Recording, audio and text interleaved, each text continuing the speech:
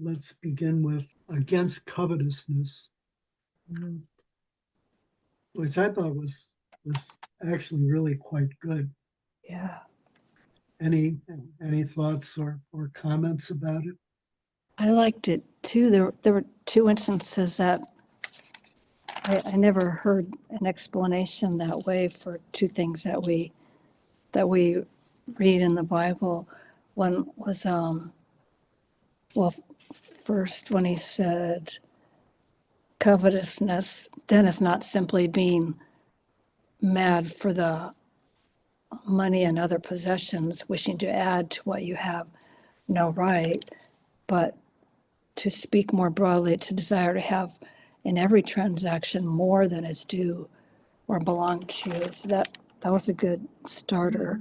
And then the Tower of Babel interpretation. Wow, I never thought of that way. That God caused men to like these languages to be many because they were striving for heaven or something along those lines. For men who through I can't even read my own writing. For men who through plenty had become wanton, thinking that the heavens were accessible, that was it, to them, foolishly made a preposterous tower for mounting up to the sky and seeking more than they had, so that God made them confused in their languages. And I thought that was so interesting. They themselves were not only confounded but left to mankind the weariness of hearing unintelligible tongues. That was great. And then the other one was in reference to Pharaoh right after that he said that he had a desire of being lord over a strange people, which by no means belonged to his kingdom. And then lost those who were his own, the charioteers, in the Red Sea, since he did not let go of those who belonged to another. That was really not only the charioteers, but the firstborn. Yeah, right. So those two things really struck me. I thought, wow, never heard that before. Yeah. Yeah. I mean, for Babel, the issue is, that they were building the tower to be equals with God. I think you said that before. Yeah. Yeah. And so, that's I guess you could say that's a non-starter. Isn't going to happen very well. But so the interesting thing about it, his definition is that it's not merely, that you want stuff, that fundamentally you want stuff either to which you're not entitled or at another's expense. Yeah. Kind So of a justice. there's an element of exploitation, or, the using of others or extracting an unfair advantage, a lack of justice involved in covetousness. And in fact, he's right. We see that all, well, especially today in America, and with the current oligarchy with billions of dollars. Their goal is to get billions of more dollars. And I mean, what can you do with billions of dollars? At some point, it becomes meaningless, and you can't take it with you, although that's probably subject to dispute. Yeah. He also argues that unlike many other sins, covetousness remains. So lust tends to die as you age. Right? Gluttony stops when you overeat or you get yourself sick with and your digestive system begins to fail, then gluttony is impossible. He argues that ambition, um, after attaining great fame or notoriety, uh, the ambitious person stops desiring to show him or herself off. But gluttony, or rather covetousness, fuels itself. And covetousness, he says, it grows old with its victims and abides to the end.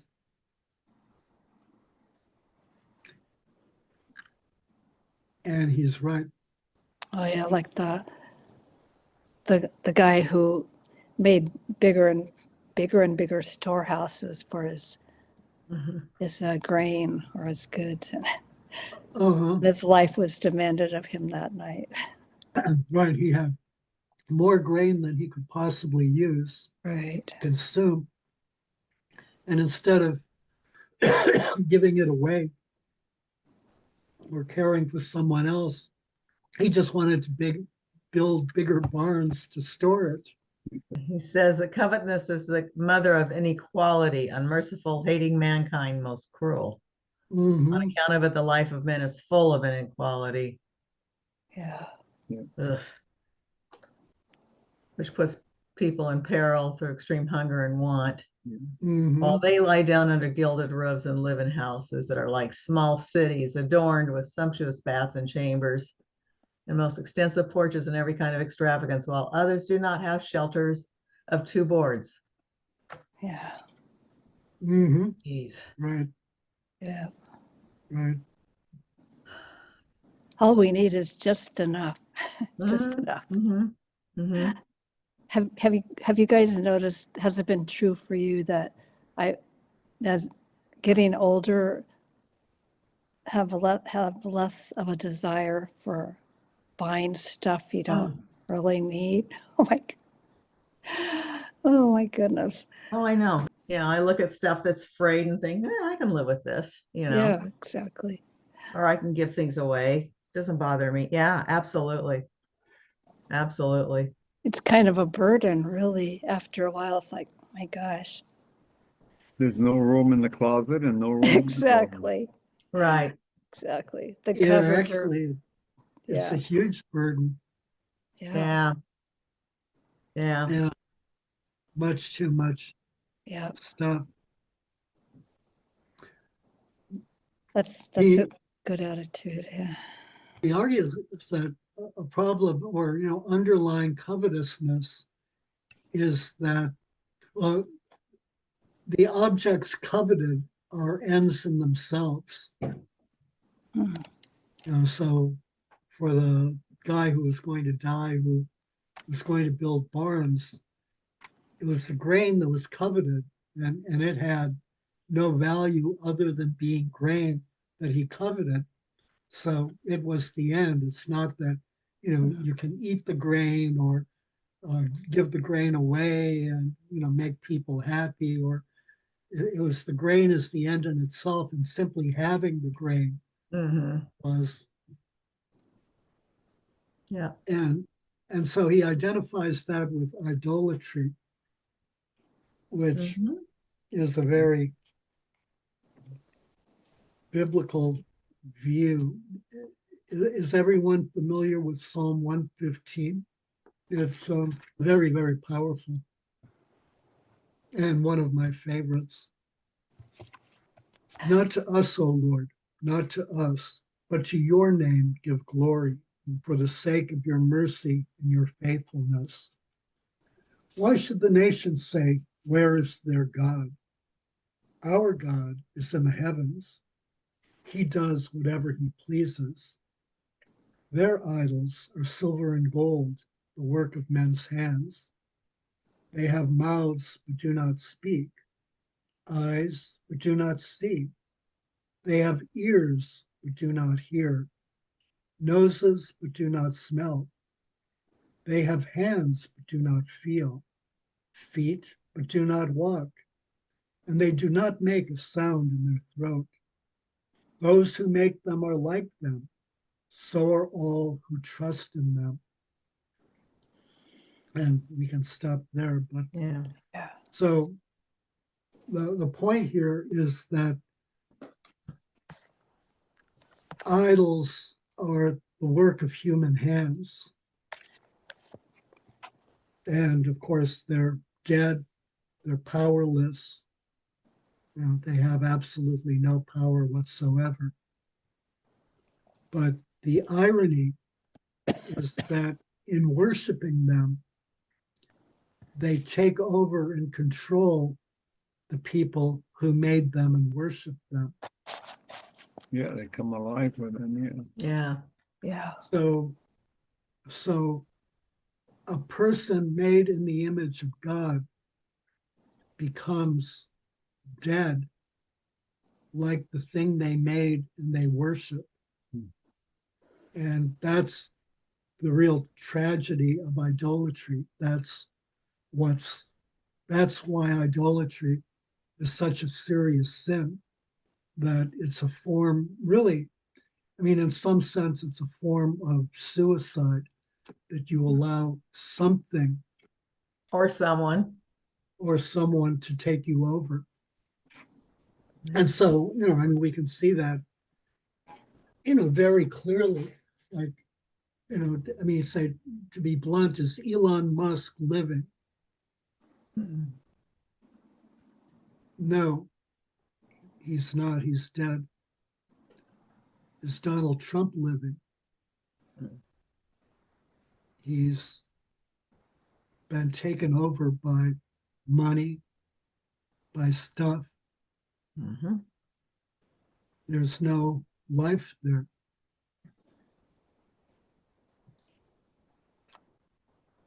And so that's a real tragedy. Mm-hmm. And it's a tragedy not only in this world, but you know, it points to the next world as well. There really is no. I mean, God's judgment becomes very clear because God is the God of the living. Mm-hmm. The dead are dead because they've chosen to be dead. And so this is really, really very, very heavy. Mm-hmm. And you know, we live in a society that produces covetousness. Yeah. All the marketing, just, yeah. Mm-hmm. Right. Marketing. I mean, marketing, you know, is interesting. If we, you know, sort of listen to old commercials like from the 50s, marketing tried to explain to you how a product would be useful, Yeah. or something would be useful, you know, like this is beneficial. Now and some marketing, I mean, still remains very, you know, sort of useful and tries to be informative or whatever, but much of it is, you know, based on manipulation, based on, you know, sort of appeal to our worst desires, Yeah. appeals to acquisitiveness, appeals to possessiveness, appeals to making ourselves different and stand apart from others, Better than others. better than others. Yeah. Yeah. Or that we're incomplete without having the item. Covetousness is not a necessity, but a direction of choice. The unrighteous love of the goods that belong to another. Yep. You know, it seems like the only one from the Ten Commandments, you know, that he really wrote about that one, the Mhm. covetousness. Yeah. Covet. Yeah. Yeah. Mhm. You know, not to covet your neighbor's wife, right? Not to desire her or take their things or anything like that. And Well, I was surprised he didn't capture any more of the other stuff. But you brought it up, you know, lust and all that stuff, you know. So, on marriage, he did do, you know, adultery. Mm-hmm. He did, but Being I mean, On oh, divorce. yeah, yeah. Yeah. And I mean, I think, in a lot of ways, that's appropriate. I mean, covetousness, I mean, he equates it with idolatry. And it really is true. I mean, the first half of the Decalogue is really all about idolatry and not being idolatrous. Mhm. And the reason for that is precisely that a human being made in the image of God is taken over and controlled by an inanimate dead object. So that living being made in the image of God has chosen to become dead. We tend to see sin as discrete acts, like, right, like I committed adultery, I stole my neighbor's garden hose or whatever, I did this or I did that. But adultery isn't really a discrete act. Adultery is a state of being that is likely to be irreparable. It's very because you're dead and because you've been taken over by the idol. Mhm. It's very difficult to see how you can escape from idolatry. So it's not, sinning in the sense of committing a bad act or doing something wrong. It's it's a state of being, Yeah. and it's a state of being that is opposed to God, that doesn't recognize God, that doesn't recognize that we are all made in, or even simply the individual idolater is made in the image of God. Never mind anybody else, but It's a and so sin. It's a sin, and since it's a sin, it becomes an obstacle for us to get closer to God. So he wrote well, about that in this homily. yeah, I mean, all sin is like that, but idolatry is particularly bad because there's no easy escape from it. It's like, if you're a billionaire and your goal is to get more billions, it's the money that controls you. And then, if you commit whatever bad act, you can, say, I repent. Can I, make it up to you? I'm sorry. But how do you escape? How do you repent of idolatry? Yeah. Because it's not an act, it's who you are.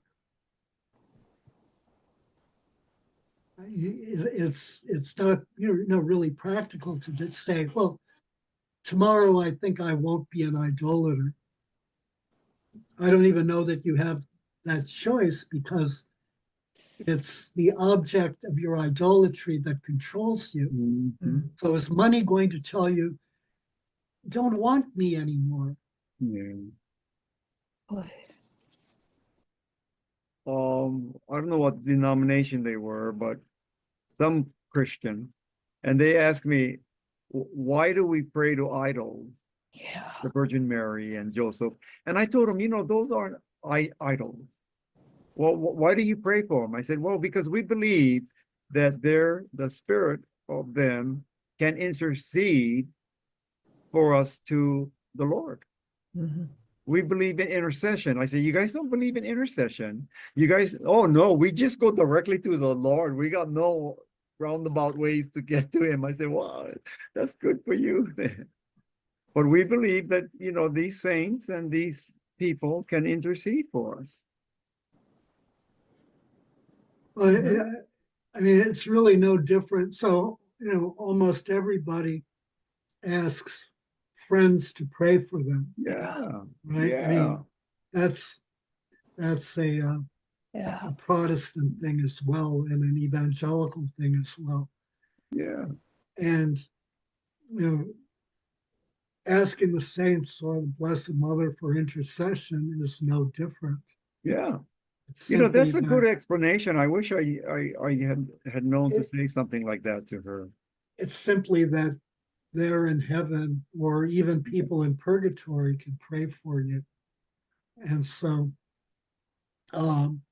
and there, at least those in heaven, are before the throne of God. So they're immediately there. Mhm. And Yeah, they're right there. Yeah, and prayers matter. Mhm. it So, does. Prayers matter. and yeah, so I mean, that's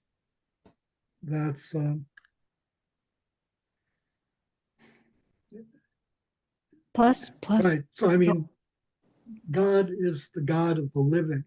Mm, Those in heaven are alive.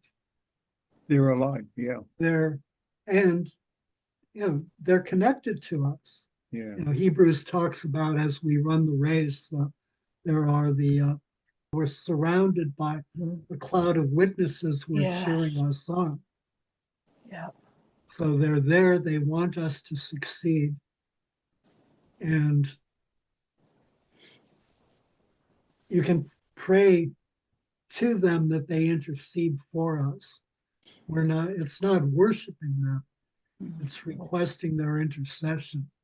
Yeah, it's not worship. That's what I told her. Right. We don't worship them, Right. We but we don't worship. believe in them, and we believe that they can intercede for us. But I never thought of saying, just like you're asking, oh, Derek, can you say a prayer for my mom because of this? yes, Oh, yeah, I can do that.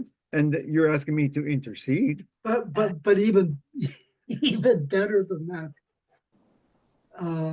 Better than me praying.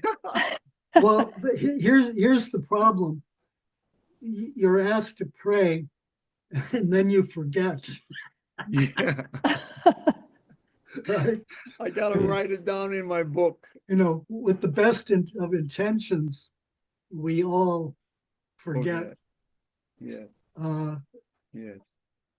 That's a good I mean, I don't know this, for a fact, but my sneaking suspicion is that they don't forget. Yeah, In fact, they don't forget. I'm sure they have no memory lapses. Mhm. probably not. We're like the 8 balls. Eventually, it might come to the surface again. It's like, oh yeah, Yeah. that little That's good. thing comes up. Yeah. He also talks about the covetousness of Christians.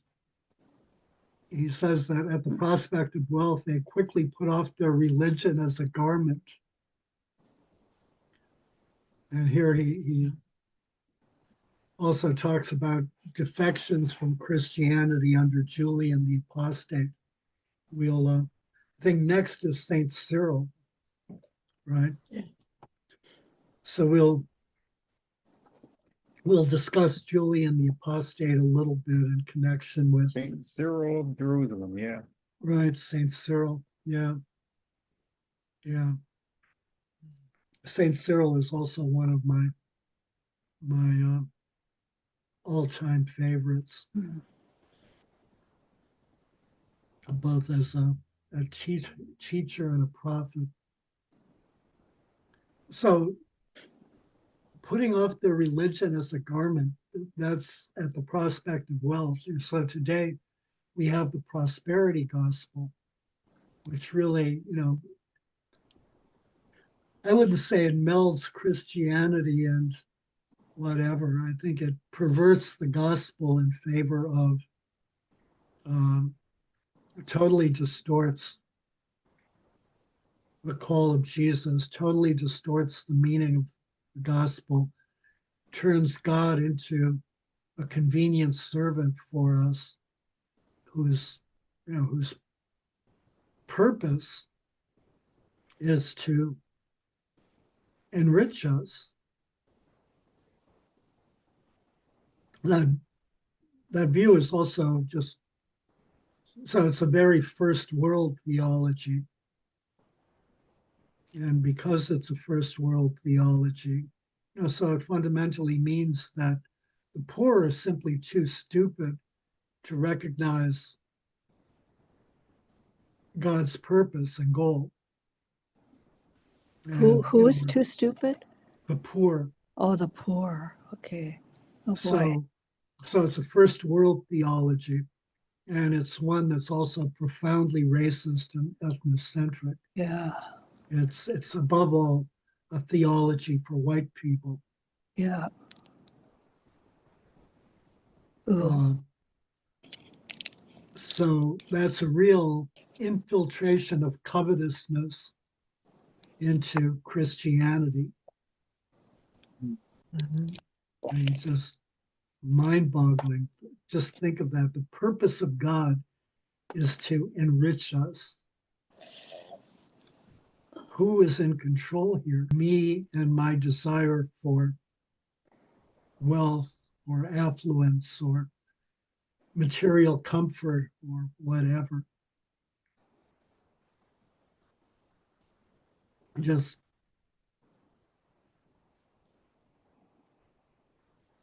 shocking and disgusting. Yeah.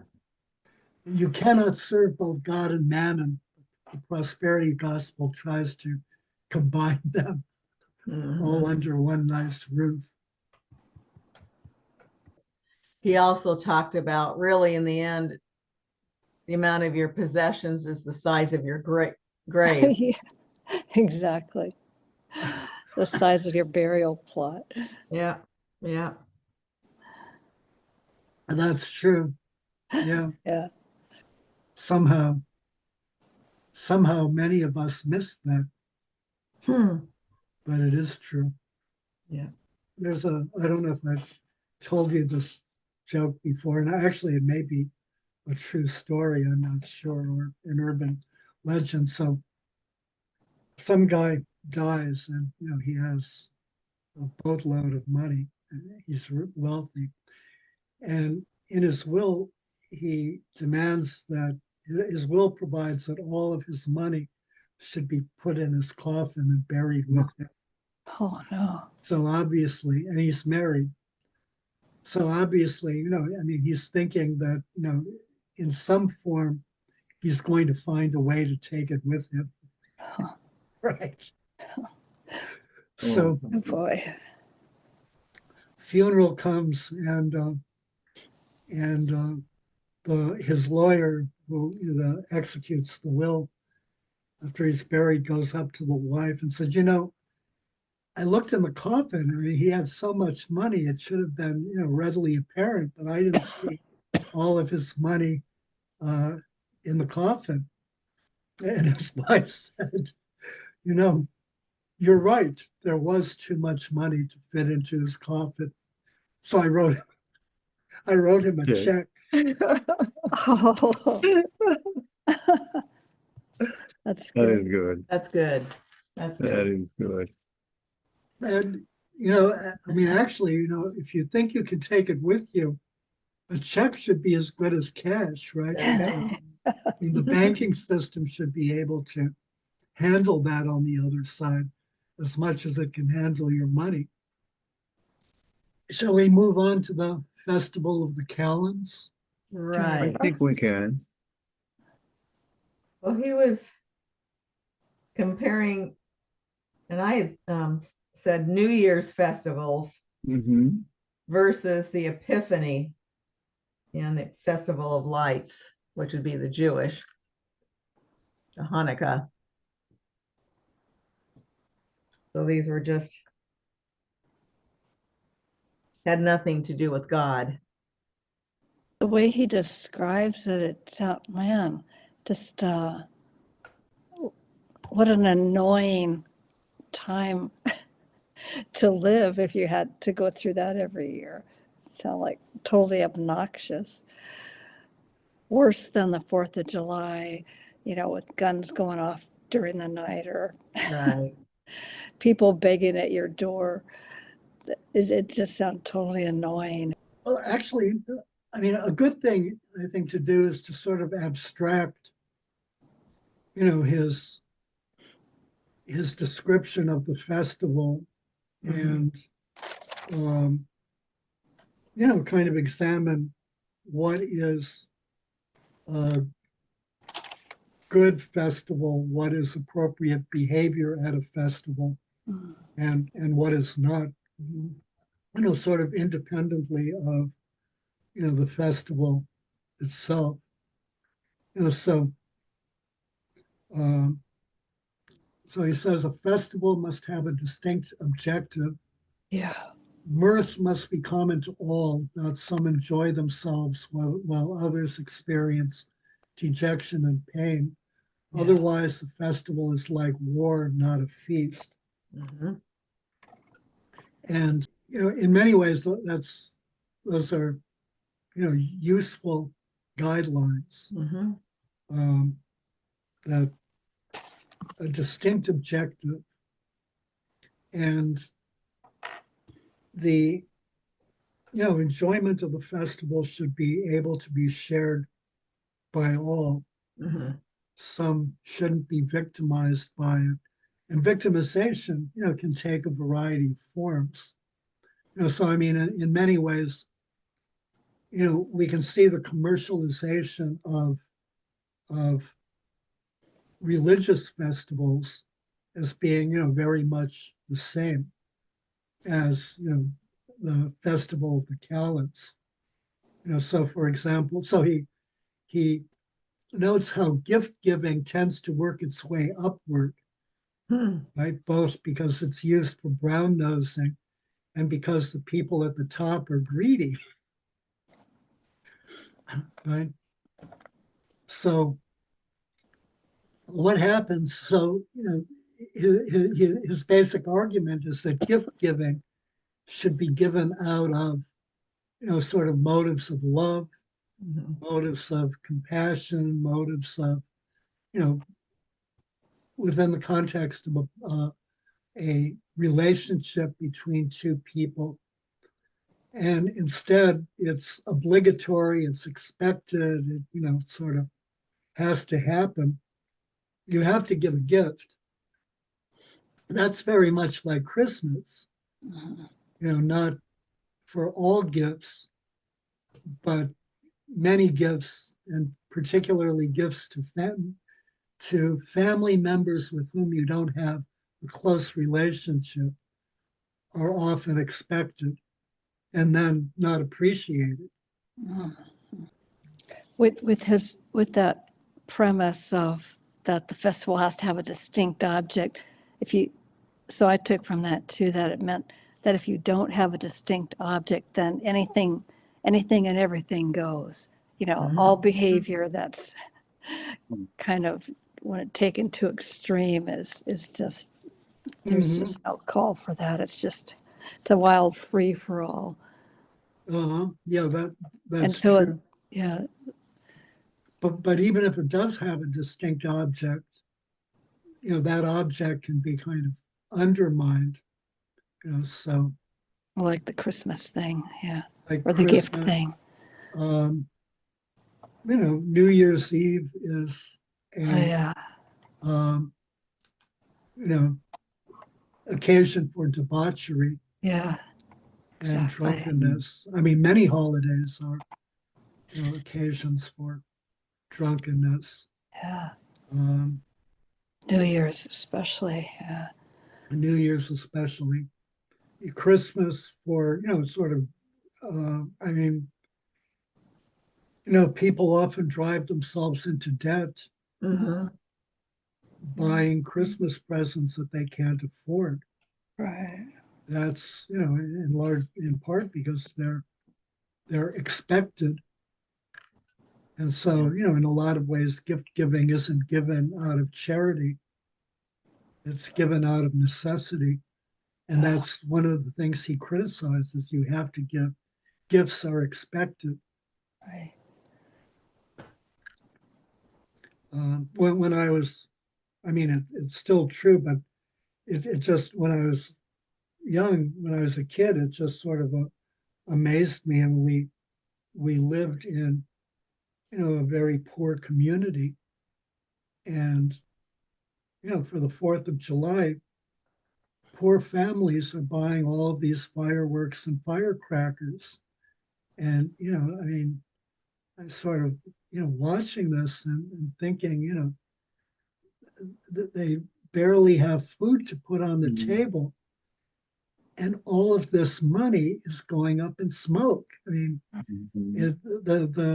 why don't you just, save the purchase and take some dollar bills and burn them?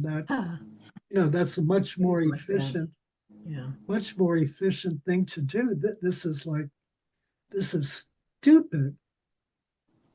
This is really stupid. That's the kind of thing he's talking about. So it's celebrating the 4th of July, but what does all of the noise and garbage have to do with freedom? And now, of course, Bella just is terrified at the fireworks on New Year's Eve, and so I like them even less than I did when I was a kid, when I totally despised them. The soldiers offer entire wages for one night of drunken debauchery. Yeah. But we can offer wages for not only drunken debauchery, but for, other things that are totally unnecessary, obligatory gifts that are not going to be appreciated. Fireworks and firecrackers, things that make noise. Yeah.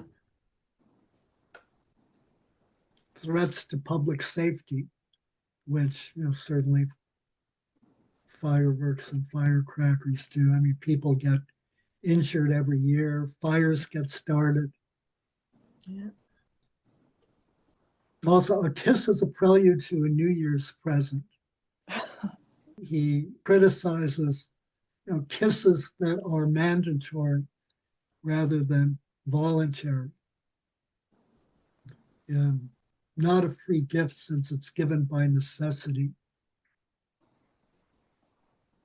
So I think, if we abstract the very from the very culture specific context of the Calends celebration to how do we conduct holidays in general, he raises some really good points. Yeah. For most of our holidays, we've lost focus. And it's certainly true for Christmas. Yeah. Boy, that's a big one. It's true for the 4th of July. It's true for New Year's Eve. It's somewhat true for Easter. Easter Bunny. Easter Bunny, and and Easter candy has sort of overwhelmed the meaning of Easter. Egg hunts, which are, I think, for kids acceptable, except that at least when we were in California, there was a good deal of competition among evangelical churches for having the best Easter egg hunt. And so really, who cares? He says here, lavish your gift upon the Holy Virgin, singing psalms to God, satisfy the orphan, pay the poor man's debt, and you shall have the glory that is eternal. Instead of spending your money on things that aren't necessary, debauchery and all that. Those that have given are dejected. Yeah, exactly. Yeah. Those who have received a gift do not retain it. Right. We know that, right? Yeah. Like, oh my gosh. That's a really, sort of accurate description of Christmas. Exactly. Oh my goodness. It's awkward. Right, awkward. You have to decide, you have to get X number of people a gift beyond the ones who you would, want to give a gift and, have a close relationship to. So you have to give a gift. The gift becomes stressful. You have to decide what to get and what is that. And it's, expected, and it's often somewhat you don't know very well. Mm. You can get something that you think is meaningful, might be meaningful or growthful for them. It's a So lot it's of- stressful. Yeah, pressure. It's, dejecting. Yeah. It's unappreciated. It's not retained. And it's, it's a waste. Mhm. Some people give gifts that some people are just really expert gift givers. One of my sisters is, wow, she's really great. And then others of us, it's like, huh? What do I do? So, and if you Yeah. have in-laws or, like in-laws and, oh my goodness, sisters-in-laws and brother-in-laws and nieces and nephews, sometimes it can be, oh gosh, or a mother-in-law who just, you would never be able to keep up. Yeah. Yeah, exactly. Well, growing up, we always got something we needed, not necessarily something we Oh. wanted. Great. And it's not about not being generous. It's just, it doesn't have to be in the form of a mandatory gift, Yeah. Yeah. Was Asterius just against the festival of the calendar? Because I wrote some good stuff there. He also wrote about it, and I'm hearing only the negative. Tell us, Derek. Well, the good stuff celebrated Christ's birth. Yeah. Yeah. Right. Good stuff. Right. But I do recall him writing the negatives too, but I overlooked it. Well, I mean, Does not apply, right? the important, I think the important, so in our own time, those things have gotten mixed, so It just got mixed. purpose of the holiday has been forgotten, Okay. and other stuff has crept in. Yeah. So we no longer, well, in some ways, New Year's Eve is probably very similar to the festival of the Calends, in terms of debauchery and everything else. And, as a result of it, January 1st, which is a holy day of obligation, Yeah. is often very sparsely attended. I've noticed over the years, Yeah. probably because people are celebrating a little bit inappropriately the previous evening. So, and so Christmas has become all of our holidays have become commercialized. Valentine's Day is commercialized as well. Mother's Day and Father's Day are really marketing opportunities. Thanksgiving is commercialized. 4th of July is commercialized. They're all commercialized, and in many ways, so for Christmas, the birth of Christ is not always the major focus. For Easter, the resurrection is not always the major focus. So he's saying a holiday should have a specific purpose, and the celebration should be focused on the purpose. And so that means a free association of people celebrating the holiday and celebrating it, appropriately. So, particularly, for like Christmas, Easter, Christmas Eve, many families have, very long-standing traditions about how the holiday should be celebrated. So in my family, Christmas Eve Day was a day of fasting. Wow. Fasted strictly Wow. until after midnight mass. And then you came home from midnight mass and had blood sausage, fried potatoes, and red wine. It was sort of like a wonderful, holy evening. Yeah. You go to you fast all day, you go to mass, then you come home. And I mean, I was just a little kid, but the thing is that you're treated like an adult and Mhm. an adult member of the family. Yeah. And so it's just um, a very powerful and very sacred day. Yeah. Oh, So something like that is an appropriate use of a holiday that celebrates the eve of the birth of Christ, Mhm. and does it by family gathering together at, After the mass. Yeah. after mass at the table. And table fellowship is extremely important. That's a really critical part of holidays. Table fellowship was really a critical part of Jesus' ministry. Yeah. Everybody was welcome at Jesus' table. Was that tradition something your faith community did too? I mean, was it kind of a partly an ethnic It was tradition? it was an ethnic tradition, or a Croatian peasant tradition. Right, right. The fasting on Christmas The Eve, was that a fasting was tradition to the your fasting was a community? Oh, beautiful, Croatian tradition, beautiful. also very common in Italy, Mm. in northern Italy particularly, fasting all day on Christmas Eve.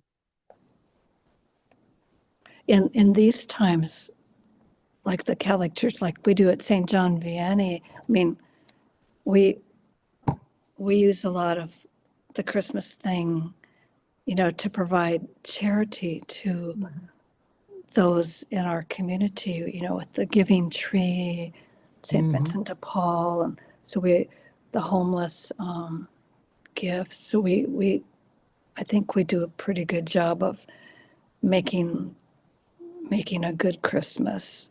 The gifts that we give to others in those ways are Mhm. kind of representations of the gift of ourselves to Christ, or what we could give him. So we Mhm. could look at it that way Yeah. too. Right, right. And Yeah, same thing, that's very true. yeah, yeah. And the church gives us the opportunity by making January 1st a holy day of obligation, gives us that, you know, guidance to make that an appropriate start for the year. So we have the opportunity Mhm. to recognize that Mhm. Yeah, if we choose. if we choose, yeah. Today's gospel reading, was from the very end of the Olivet Discourse in Matthew, which sort of focused on addressing the needs of those who don't have. For I was hungry and you gave me food. I was thirsty and you gave me drink. I was a stranger and you welcomed me. I was naked and you clothed me. I was sick and you visited me. I was in prison and you came to me. And then, of course, those are the sheep who were found worthy. And then there are the goats who were found unworthy. Depart from me, you cursed, into the eternal fire prepared for the devil and his angels. For I was hungry and you gave me no food. I was thirsty and you gave me no drink. I was a stranger and you did not welcome me, naked and you did not clothe me, sick and in prison and you did not visit me. Then they will answer, Lord, when did we see you hungry or thirsty, or a stranger or naked or sick or in prison, and did not minister to you? Then he will answer them, truly I say to you, as you did it to not to one of the least of these, you did it not to me. You condemned yourself. You condemned yourself. Yeah. And so put that in the context of anti-immigrant sentiment today, Mhm. especially among Christians, which, it's as great among Christians as probably greater among Christians than in the secular world. Is there anything else about on the festival of the Calends? These are really, aside from the one on the unjust shepherd, these sermons have been really, really good and really, Yeah. really have spoken to our own day. Mhm. It's a shame the remaining ones haven't been translated.